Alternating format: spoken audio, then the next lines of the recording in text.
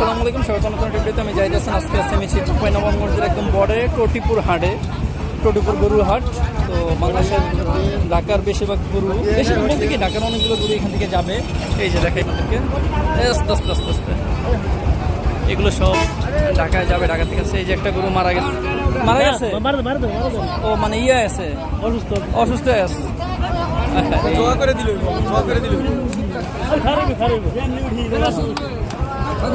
না উঠে গেছে। ওকে, আচ্ছা যাই দেখি এখন এই বাজারে আসলে গরুর দাম কেমন। এখান থেকে নিয়ে তো আসলে ঢাকার ব্যবসায়ীরা ব্যবসা করে বা নেয়। কোন দিক দিয়ে যাবো মামা? যা পথটা আছে, আরে রে ওরে রে, আইন খেলো আইন, ওদিক দিয়ে সামনে মামা, সামনে এদিকে এদিকে। এই আচ্ছা, এটার দাম কত? 85। বাবা দাম তো কম না মামা, দাম তো অনেক। আসলে যেটুকু দেখলাম বা জানলাম, আস্তে লাতে দিস না ভাই, লাতে দিস না।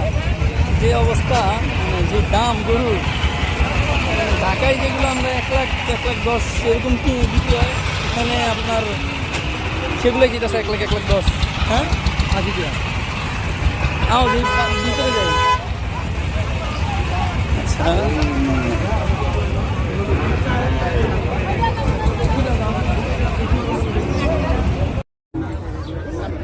গরুর যে দাম চাইতেছে আসলে কেমনে কি করব।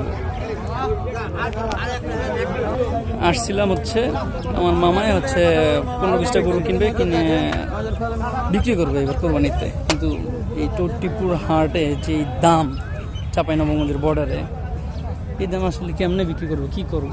গরু আছে অসংখ্য কিন্তু ক্রেতা নাই। কি বড় বড় 8-10 দেহ আগে দেহ কত কয়? হ্যাঁ বড়ি তো একটু মানানসই, কিন্তু সৌড়ি তো অতিরিক্ত বেশি চায়।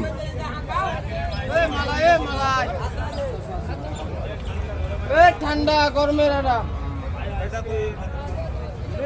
হ্যাঁ 6,80,000 আপনি মোলাবেন দুইটা।